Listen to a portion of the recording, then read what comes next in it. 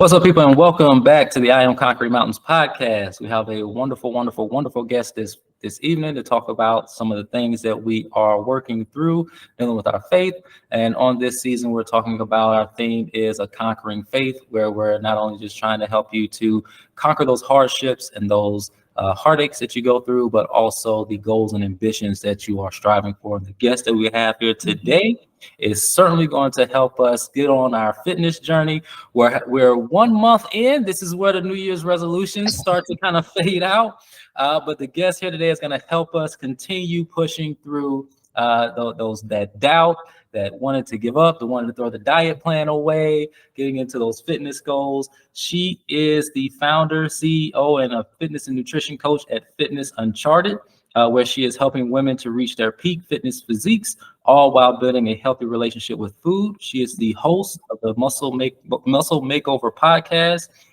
She is helping women to feel good in their bodies, to get rid of the stubborn body fat, but also, most importantly, which I feel like I need some coaching in, building a healthy relationship with food. So although she is serving women, this is an episode that us men can also gain a great deal of insight in as well. And here to talk about her journey through fitness and her faith and how those things also are incorporated and come together as a package deal is Miss Megan Hardy. Thank you. Thank you so much for that introduction. I'm glad to be here. Very excited to be here. And also, like you said, the message is not just for women, although I speak primarily to women, it's for you men too. So Absolutely. Yes. And if you look at her Instagram page, she is often hilarious. I love her videos, and her captions are super funny. I saw the one today where she was putting the haters on alert that she got them. Yes. And it is truly inspiring, everything that she does. So stay tuned as we dive into Megan Hardy's story and conquering her fitness journey and also conquering faith as well. Yes, absolutely. Do you want me to just dive on into? So my first question is, how did you get started in fitness? Well, so I've always been like an active kid. So growing up, like I was probably in trees more than I was on the ground. Like I always just have been like super active and danced and played soccer growing up. I went to college for dance. And that's where I started working at the gym there and started learning more about nutrition and anatomy and all of that good stuff. So like, I've always had an interest in the human body. But then I also knew God was putting on my heart something with the health and fitness space to help people in that way. But I was really in no place myself to help other people. I still needed some help first. Did not have a healthy relationship with food, but so like I've always been active, but then through my own journey in my past in binging and restricting food, that's when I really started. Like once I finally made that shift myself and I found the food freedom that I now have today, that's when I really wanted to start sharing it with other people. So really, I feel like with most fitness coaches, it's usually they get into the health and fitness space as a coach because at some point in time, they were trying to fix or work on something in themselves. And that was definitely the case for me. That's powerful that you say that, because counseling is kind of the same way, because I'm a school counselor. And the way I kind of got into counseling was trying to work through a lot of the trauma that I've been through in my childhood. And that is what kind of got me into wanting to be a school counselor and working with students who've been through trauma as well. So it's pretty powerful how people kind of get their start in the industry that they serve in by helping themselves to heal a lot. Yes, I imagine you probably had someone in your life that was like a huge influence on you. Absolutely. Yeah, then you're like, okay, I want to be that person for someone else and help them. Absolutely. Yeah. My counselor in high school was pretty good. He was somebody I could always go and chat with and talk to. And even like, I didn't really talk to him about like the hardships I went through, but just having that safe space that I could just be to myself, because I also have anxiety disorder. So being in that space where someone is trying to help me to conquer my goals, because I always felt like if I could get to college, and my goal was to play college basketball, if I could get to college, then my adult life would turn out far better than my childhood. And him helping me and my coaches as well played a huge role. So just all the people that served me, especially in athletics, helping to give back is something that kind of pushed me to want to give back to. So good. And like literally talk about that. You're like, mentioning I have had anxiety disorder, and like And like you're over here doing interviews on podcasts and stuff. Like, I mean, come on, somebody. Like, so Yeah. good. So good. So how long have you had Fitness Uncharted? So I started the company back in 2020 in the online space. So I'd done some training and whatnot before then, but I went like completely online in 2020, which was prime time for it to go online. That's for Right. sure. I feel like a lot of people went like straight into the LLC mode in Yeah. 2020. Yes. I didn't even intentionally do it, but it's like that was when I actually got hit by an ad from a different fitness business coach about going online.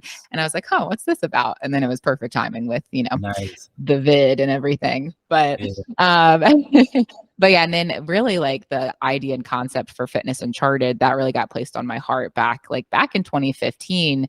And at that point in time, like I really didn't know what I wanted to do with it. I just knew God gave me the name Fitness Uncharted, and which is kind of a mouthful. So I'm like, it's from the Lord, because I probably wouldn't have picked that myself. But because with that concept, the logo is a compass, and it's really representative of the 4 quadrants on the compass, being like your mental, emotional, physical, and spiritual health.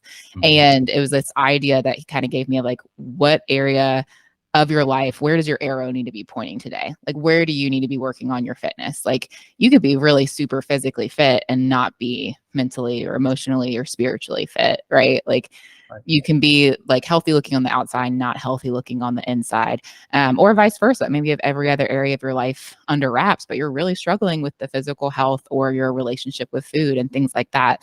So I was really wanting to combine those things together. And then I was like, do I create like a fitness or a clothing line? I'm like, wait, I didn't know where I wanted to start with it. But then came into the online space. I found a fitness business coach who helped me get my business online up and running, and started that in 2020, and then haven't looked back yet. Great. That's good. What were you doing before you started the business? Yeah. So prior to that, so when I graduated college, that was also kind of part of my story. So like, and even with my binging and restricting background, can kind of like layer that in here too. So prior to answer your question, prior to my business, I was an underwriter for an insurance company, so completely different field. Prior to that, I had been working in a dental office. Like, I've kind of been like a jack of all trades, master of none. As far as graduating college, I was like, what do I do with my life? Yeah. And that's where, going to school, I developed even worse, like, relationships with food, like with especially binging. And, I would restrict all day long and then have massive binges at night where I'm going to the vending machine and getting 2 honey buns the size of my face, 5 bags of chips, 2 bags of Pop-Tarts, and then a Diet Coke. You got to save the calories on the Diet Coke. But then I would eat all of that at once, make myself sick every night. And then the next day I'm like, I'm not going to eat anything, or if I do, it's going to be like salad. And then it would just exacerbate that whole issue. And it happened over and over again. And so post grad, that's when I was like, WTF, like, what is this? I feel like no one prepares you for life after college. I know, right? Like, it's like, there's like, we talk about like a lot of the classes I took. I'm like, this doesn't even apply to real life. Like, no one prepares you for the real stuff, the taxes and the like, whatever, Right. the real life stuff. And so I was having a major, like, what the heck moment. I was back living at my parents' house, in a job I just like did not feel fulfilled in, like really did not like. I was in a pretty toxic relationship at the time, had like a bunch of different things happen all at once. Like, I had an emergency appendectomy, my dog passed away overnight. It was just like this whole like culmination of like things where I was like, what the heck? And so I even more so turned to food for comfort. Like, it always had that kind of binge restrict tendency. But it was like, well, this is one thing that brings me pleasure. So, like, I'm just going to turn into this, or lean into this, even though I'm making myself physically and mentally ill with it. So anyway, that was what I was doing before, was all those like odd job things. And then finally I got myself turned around. And then that's when I soon after created Fitness Uncharted and started that. That's a remarkable story. It's amazing how, like, our faith gets attacked by all of the hardships and heartaches, and it seems like everything is piling on top of everything, just one on top of the other. Like I often talk about with people today, I feel like the thing that blocks people from either the sight of God or seeing their them or having the vision of them conquering their hardships and heartaches, all the hardships and heartaches is like a barrier. It's kind of blocking their view, and it's hard to see past that. Even with my students, a lot of them don't see a future past what they have right now, and trying to get them to at least like peel those layers back or peek through the blinds a little bit and see some kind of light. And it seems like through your story, there was something that was there something that kind of like triggered a thought in your mind, or what kind of brought that vision into place that you said like, okay, like what the heck is going on? Let me get this together. I love what you said about like the hope part of things. Like there has to be a light. Like I was just talking with someone else about that. Like if you don't have that hope or something to like grab onto, like it is hard to see past all of the crap that's, blinding your vision.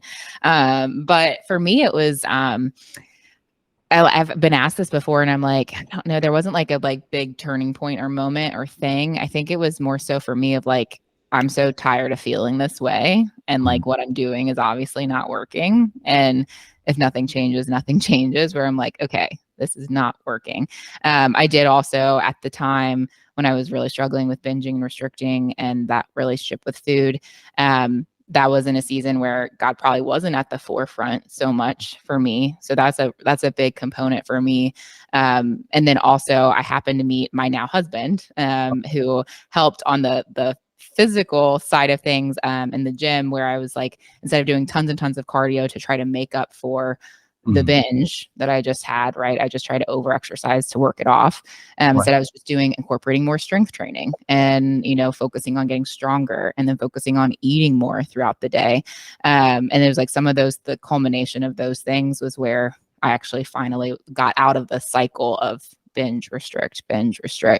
But then also like on the faith side of things, like a big part of that is even like, with anyone with their relationship with their body and body image, it's like accepting that, there is no flaw in you. Like God created you exactly how you are and how you're meant to be. And so like accepting where you're at. And also for us, especially as women, I don't know about the men, but like not trying to be just the smallest version of yourself. That's not necessarily the healthiest for a lot of people. And especially, a lot of us women who just like, I just want to be small. That might not be your healthiest self. Maybe you're not supposed to be a size 0 or like a certain scale weight. It's like, what's actually healthy for you. So I think once I started letting go of that past, whatever like number I was in high school on the scale that I thought I still needed to be, it's like, once I started letting go of some of that and stepping into more of like, okay, what does healthy look like? That was really what helped me get out of that cycle. And there was two steps that you had talked about. One was like where at a point in your life where God wasn't like at the forefront or the vision or the focus. And then you mentioned that you kind of had to take those steps. Well, first, how did you realize that faith was so important in your journey to overcome binge eating? You said, how is faith so important in overcoming it? Well, that's one thing. Even with even talking about confidence, like there's two things that I truly believe for me have been instilled in me and are where I get my confidence from. And these are things that have also helped along in that binging, restricting past in history, or to get me out of that. And one is my faith, and knowing like who I am and whose I am makes such a big difference. And I know not everyone shares the same faith, but that's been such a big thing for me, where like I know I would not be the person that I am, like, and have the level of confidence that I do have. Like it's not me, it's not my confidence, it's confidence in where I come from, and knowing that I'm like unconditionally loved. Like there's just that confidence, and not having to prove myself. So that's a really big piece. And then the other piece of confidence is like keeping the promises that you make to yourself. So like doing the things that you say you're going to do. And like, so if you're the person that's like, I'm going to work out Monday, Wednesday, Friday. Like, you better as heck should work out Monday, Wednesday, Friday, like to prove to yourself that you are that person that does that. Or if you say like, I'm not, I'm going to stop myself at 2 cookies instead of eating the whole bag of cookies, like prove to yourself that you are the person. Yeah. I'm preaching to the choir right now, because I'm like, I still struggle with that sometimes. I'm not gonna lie. Like chocolate chips, bowls and bowls of chocolate You're chips, right. my weakness. But it's like both of those things, and just like that, that shift of priorities too, and like keeping God at the forefront, in everything. To be honest, like in my business, in my own health and fitness journey, and who I am and my overall health, in my relationship. So the toxic relationship that I was in, when I was having all this going on, is now my current husband. So which is like that's a whole other life. Yeah. That's a whole other life story, but that was such a God thing, because like neither of us had God at the center, and we do not work as a couple without God at the center. Like we are like cats and dogs, but it's amazing when we both had these like kind of life shifts and heart changes. We work magically if we keep God at the center of it. So anyway, that was a long-winded answer. That was good. That was good. Because I do believe, like, especially like being a minister and studying the Bible, it teaches so much about having our focus and our attention on God, because there's so much that can come into our lives that can distract us and deter us from the plan that he has. One of my favorite events that happened in the Bible was when Peter was walking on water. And, they're in the midst of the storm in Matthew 14. And then he asked Jesus, hey, if that be you, let me come out on the water with you. Even though Jesus had already told him that it was him. Peter just had to make sure it was really him. And then he gets out on the water. And like, as you're reading it, it makes you feel like as Peter's walking on water, the storm isn't happening, but he's still in the storm. And then he looks over and he sees the wind and the waves and the thunder roaring and the lightning flashing. And he got fearful and he started to sink. And Jesus didn't pick him back up until he reached out to Jesus, put his focus back on him and said, Lord, save me. And then that's when Jesus immediately picks him out of the water. But even then, he's still in the storm as they're walking back to the boat. So it's like Jesus can give you so much peace in the midst of your storm that it doesn't even feel like you're actually in one. I think that's a huge benefit in how faith is incorporated in everything that we do. And you had mentioned that, like, I love the idea of like the no compromising when, if you say you're going to do something, stick to it. And I feel like that faith piece is something that's going to help people to push through when that craving hits, because denying the body, like, it hurts sometimes. Like, you want that cookie. Like, the other day I ate like 3 candy bars while I'm at work, and I'm like, all right, I'm only going to eat 1, or I'm going to eat half. Next thing I know, I'm getting like 2 and then another one, and I'm chowing down. Then I just feel like completely terrible afterwards. Yes.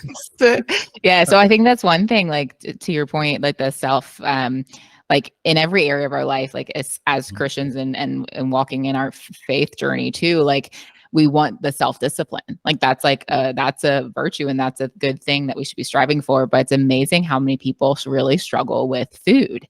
Like it's a real struggle. And whether you can see it visually or not, because someone's overweight, they may struggle. Even if you can't tell visually, they might be struggling with it.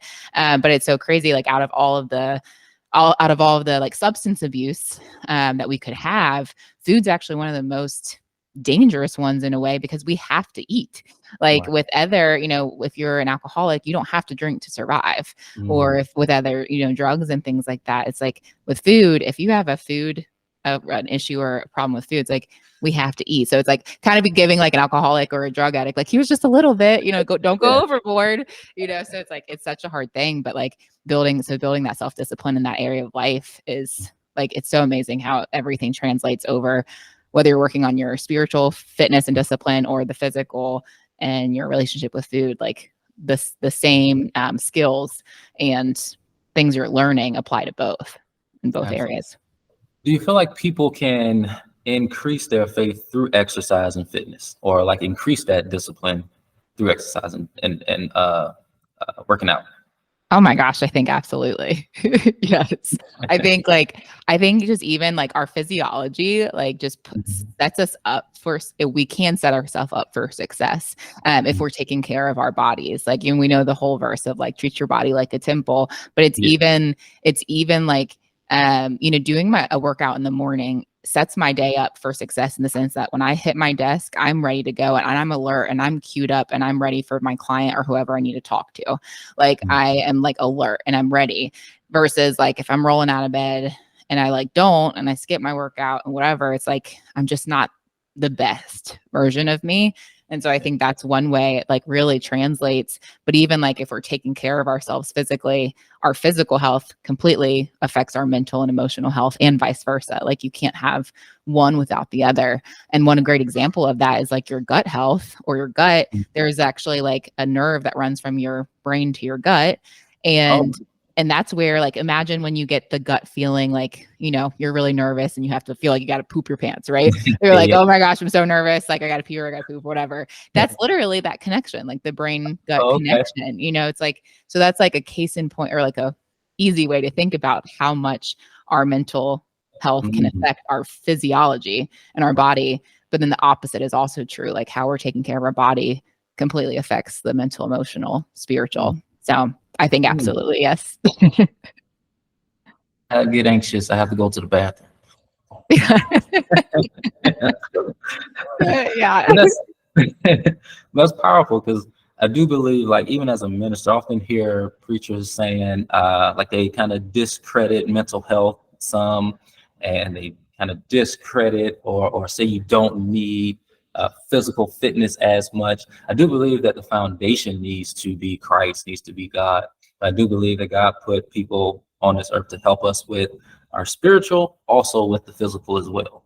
So I think Yeah. that because I do believe that because I know if I miss the gym for 2, 3, 4 days, I'm going through like withdrawal. Like I'm fussy, I'm anxious, I'm irritated, and I'm like my wife is like, go to the gym, just go work out, like, get it out of your system.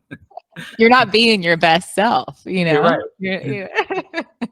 I get so frustrated, yeah, but when I don't have that workout, because it is kind of therapeutic in a sense as well too, where you're Yes. relieving a lot of that tension. I recommend to my students who are struggling with mental health and stuff like that. One thing you can do is exercise. Go out and get out in nature, go for a walk, go for a hike, go for a run, lift weights.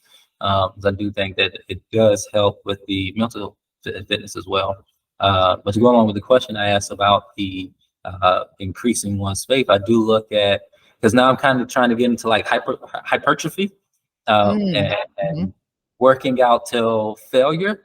And I find that the first thing that goes is my mind. Like as I'm lifting those weights and I'm Yes. getting to that point where I know I can push a few more reps, but it's burning. The first thing that goes is my mind is telling me, okay, stop. And then Yes. trying to push through that is helping me to build that discipline. I see that transferring over. Like, Yes. Oh my goodness. It totally transfers over. Are you familiar with Ed Milet? Are you familiar with him? Oh my gosh. Yeah, go check out the Ed Milet okay. show podcast. The shameless plug. He doesn't pay me to say that. I just like love his Yeah. his stuff. But he has the concept of one more is something he's kind of coined or phrased, and it's like the power of one more. And so he speaks about that in the gym too. Like when you go in, if you plan on doing 10 reps, do 11 just because prove to Okay. yourself you're the person that does one more. Like do one more. If you are supposed to, say you're wanting to make 10 sales call, make 11. If you're Mm, wanting to, send out 2 thank you cards, send out 3. Like just, be that person that does one more, or like stays a minute late or 10 minutes longer or whatever. However you want to apply that to your life. But the mental aspect of in the gym, that is always the thing that goes first is your body can probably do more than your mind is letting mm. you, or It's your funny mind is how telling you. Your mind's going to be the thing that kind of stops you first. And so that's where it also really does translate over because like in so many aspects and areas of our lives, like we are capable of more than we think we are. So like proving that's the one thing I love the most about strength training and being working out and being in the gym is proving to myself I can do more than I thought I could. And like it really does translate over to the other areas and components of my life outside of fitness. Right. So for someone who is like just starting out on their fitness journey, and they're struggling with binge eating, what would be like some of your recommendations for them to work through a lot of those issues? Yeah. First, I want to just put a disclaimer out there. I am not like a binge eating specialist or a doctor or anything like that. So if someone's really struggling, that's like who the first line of defense or who they should go to talk about it. But I have personally been through a lot of this myself, and I work with a lot of clients who struggle with it or have in the past. So a couple of things that I would do, just right off the top of my head. First and foremost, I would look at what are your triggers. That's a big thing. So like for me, like I know for myself that if I am bored or tired or stressed or really any negative emotion, that's a trigger for me. Like I'm going to immediately go to the fridge. I like envy the people who are like, I'm so stressed I couldn't eat anything. I'm like, I'm going to eat the whole I'm going to eat the whole fridge. Like if I'm stressed, So like, yeah, that's not me. I do not lose Yeah, weight while I'm stressed. I'm going straight to the refrigerator. I'm ripping through the cabinets. I'm taking it all in. Take it all in. I know. So that'd be the first thing is like identify your triggers. So whatever that is, or if maybe it's a person. Like I know there are certain people in my life who I always tend to eat more when I'm around them. Like what are those triggers? And how can you avoid that situation? And then number two would be like to ditch just the restriction mindset. I think as a culture, and especially in diet culture, it's all about restriction. So when people start a diet or a program, they think, oh my gosh, I'm not going to be able to have this or this or this, or I can't have this. And like, that's that restriction mindset. Instead, it's like, okay, what do we want to add more of? So let's think instead of restriction, instead of going, I can't have sugar or I can't have my favorite treats. I can't have my Oreo McFlurry, which is my favorite. Instead it's like, okay, not that I can't have that, but I need to eat more vegetables. I need to eat more protein. I want to eat more, drink more water. I'm going to go on more walks. Like look at what you can add instead of always thinking, what do I have to take away? Because naturally, if you're filling yourself up with a ton of veggies and a ton of lean protein, like good luck eating more than like two chicken breasts at once, like you're not going to hardly have room for the other stuff. So it's not making you go like, oh, I can't have that. It's like, man, I'm so full because I'm having so much of the good stuff. So kind of get out of that restriction dieting mindset. Eating enough food and enough protein would be two things that really go along with that. So that's something where I made my biggest mistakes when I was binging and restricting was I would try to compensate for the binge. So then the next day I would restrict calories and try to eat like less than 1,000 calories. And then naturally, my blood sugar is probably all over the place during the day. I'm hungry and hangry. And by the end of the day, now I'm binging again. So it's like just be consistent. If you have a slip up and you overindulge after your 3 candy bars, it's okay. It's okay. Like give yourself the grace. Like, okay, let me reflect and see why that happened and how I can do better next time. And then let me just get right back on track, like immediately. Don't wait, if it was at lunchtime that you had the 3 candy bars, then at dinner, just get right back on track with your lean protein and your veggies, and it's fine. Just get right back to it. And I think the other thing I would say is accountability. That's a big one. I mean, that's really what I do with coaching. Like I wouldn't have a job if it wasn't for people needing accountability. I'm like, everything is out there on Google. Like you can literally, that's not my own intellectual property. Like it's all out there, you guys. But Google can be overwhelming, first of all. And secondly, it's the accountability that people really need. And I feel like I know we need accountability in every area of our lives. Like I personally have coaches, I have content coaches, I have business coaches, like, cause I know I need accountability in those areas. So if it's something you're struggling with, reach out to a coach or like I said, some other specialists to get accountability with this. And then the last thing I think I would say, I think this is probably the last I would say is that just check your environment. So that's one thing. I don't remember who said this. I would give credit where credit's due, but is basically, I think it might be from the book Atomic Habits, which is an amazing book, by the way. If you haven't read it, it's very good. Let's check it out. Definitely check it out, by James Clear. But he's talking about successful people and really disciplined people.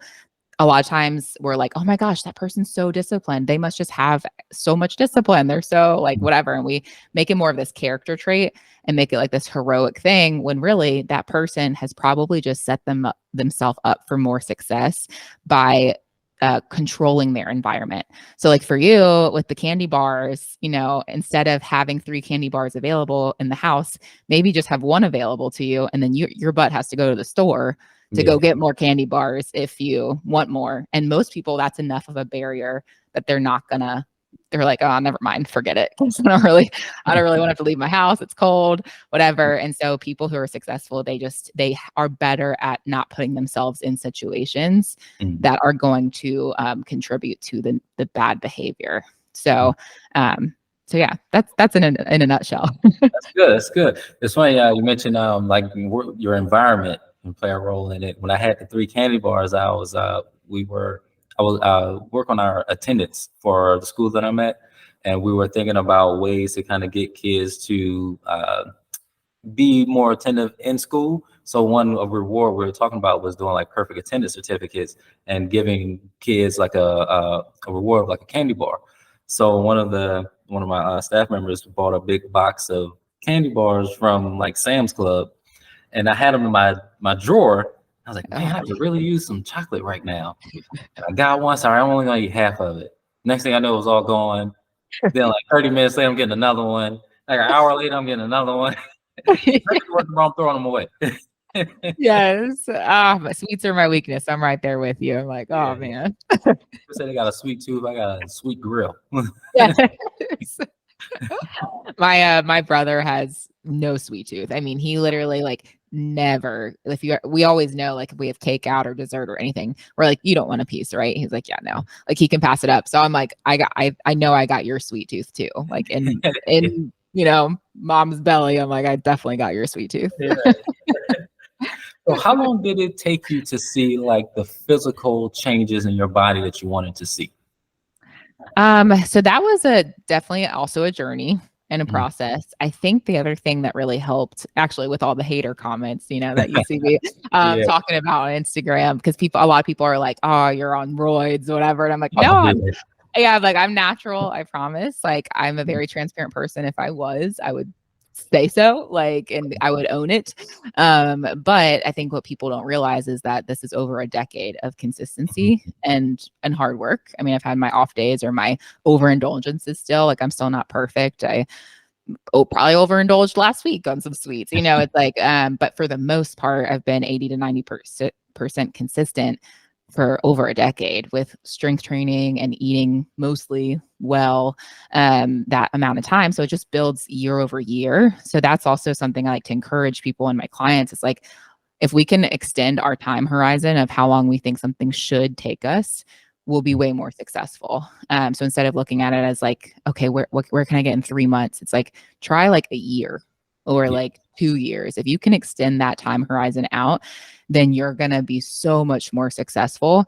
But for me, to answer your question, like within a year, I was already noticing some really great changes, like in my body, seeing more muscle tone and definition. You don't have to wait 5 years or a decade to see the change. I saw it change year after year, but it's pretty cool to look back at even like 2 or 3 years ago or 5 years ago, when I was well into this journey, and I thought I was like really muscular then. And I'm like, wow, I've put on so much more muscle since then. It's like, so it's really cool to see, like, because what's really helped is I haven't been so focused on the physical result and outcome. I think if people can take their focus off of that and put it on to instead, who am I becoming in this process, instead of what do I want my body to look like or whatever. It's like, who are you becoming? What kind of habits, what kind of lifestyle are you building? And then if you're focused on that, the results are just going to be a byproduct of that behavior.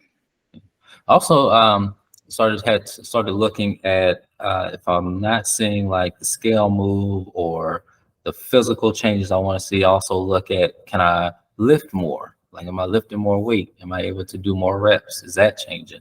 Am I able to run a little longer or a little harder? And that kind of helps me to keep going as well too. Yes. Oh my gosh, yes. Any of those kind of things, like, so it's easier to quantify the small changes along the way and like to keep yourself motivated because we do as like humans, we need those small wins. Like Right. we need something like Yeah. a Yeah. glimmer of hope of something is Right. changing. But even like at some things I have to remind my clients of is like look at the wins of like, did you sleep better? Like, are you sleeping Mhm. better than you were before? How's your energy? Do you have Right. higher energy now? Like, how is how's your gut health? Like those things that we're like, we may not in our heads think of as a win if our only focus is like scale weight Yeah. or, body recomposition. Right. But it's like, oh my gosh, wait, you're right. Don't have my afternoon crashes. I'm sleeping 8 hours a night. Like, oh yeah, Nice. you're right. Like I'm actually like living a way better life and my Right. mental health is better, So one question I have for you is why do women who are physically fit and have a physical, strong, muscle tone physique, why do they get so much flack for like like the comment that the guy said, like looking like a man or talking about a woman's voice and things of that nature? Why do you think women get so much flack for that? For you know, having become strong?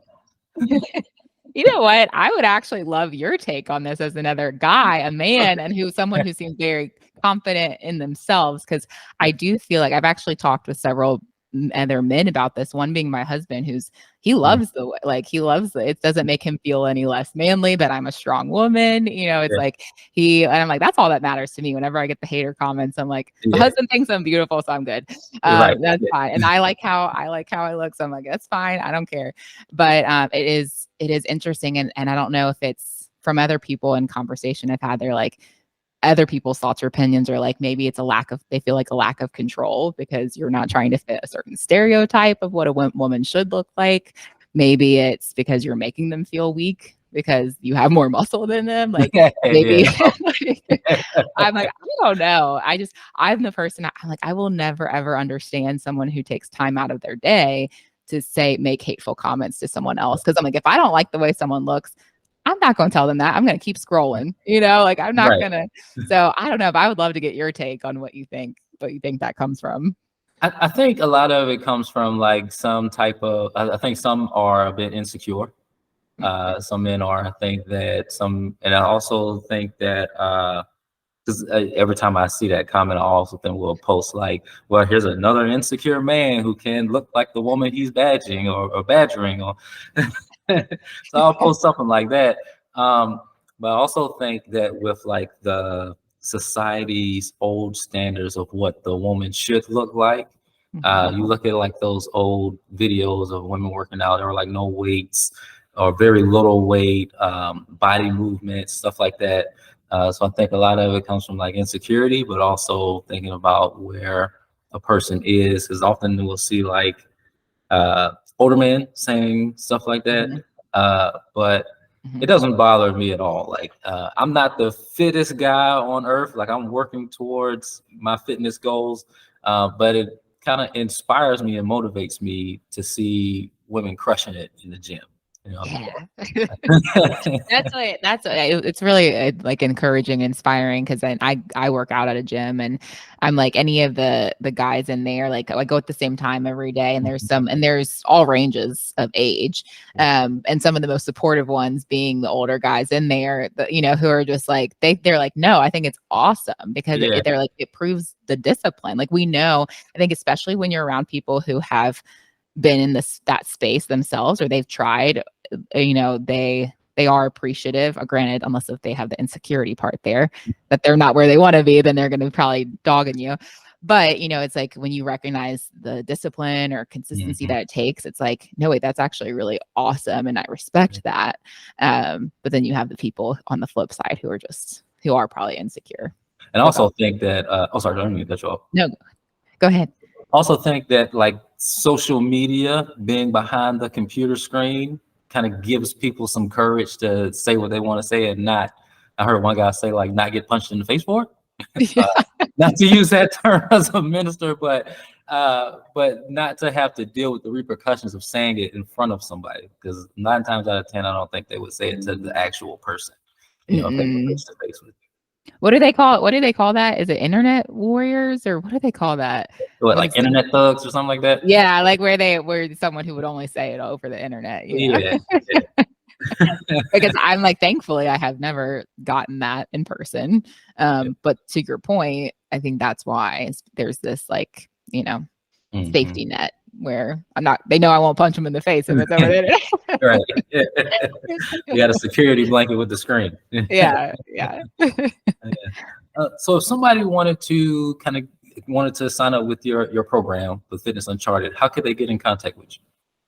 So you can reach me on social media. So on Instagram or TikTok, I'm at Fitness Uncharted. And then Megan Hardy on Facebook. I do have like a free women's fitness group that it is. Oh, this one's only for women. Sorry, guys, but that you're welcome to join. And then also I just give away like a bunch of free resources. So like if you need something like a guide or anything like that, I probably have a resource on that and can send it over to you. And then if you are looking for more one-on-one coaching, of course, we can talk about that too. But I do have actually a macro guide that is brand new. So I wanted to give that to you guys as well. So I can give Charles like the link for that because that's really in depth and that will help you like to set and adjust your own macros, which is a really good starting off point for people in the nutrition space to get them going in there. Absolutely. And I'll definitely put that in the show notes as well, along with the links to your social media as well too. Awesome. And most importantly, go follow Charles and check out everything that he's doing with this podcast, and then also your book. Like he's conquering mountains over here, guys. So absolutely, that's the life's mission: conquering mountains. Yes. You have the faith the size of a mustard seed. You can speak to this mountain, be thou removed, and be cast into the sea. That's one of my that's a beautiful text as well too, because many of us have some very large mountains that we've had to endure and go through. And I really want to thank you and appreciate how you in sharing your story and how you have conquered many mountains along your journey. I'm so happy to see that toxic relationship ended up blossoming into something beautiful and bright. Yes. Hey, we were the exception, not the rule. So that's for sure. That was wonderful and beautiful. Yes. I greatly appreciate all that you're doing. You're a huge inspiration. It's not just to the fitness industry, but to those of faith as well. Like I said, if you guys definitely go and check out Megan Hardy's social media and also her fitness program, Fitness Uncharted, especially in her fitness group on Facebook. Sorry, guys, it's for the ladies, but we can learn a lot. We can learn a lot from the ladies as well too. It has been such a pleasure interviewing you and learning more about your journey and your story, and hopefully that God blesses you with all the things that you desire in your heart. Thank you so much. I really have fully enjoyed this so much, getting to chat with you more. And for the mustard seed example, like one thing I want to leave everyone with is like, don't hope and pray that that things get easier, but just pray that you get better and become better. So thank you so much for having me. I really appreciate it. Absolutely. Hang on 1 second while I stop the recording.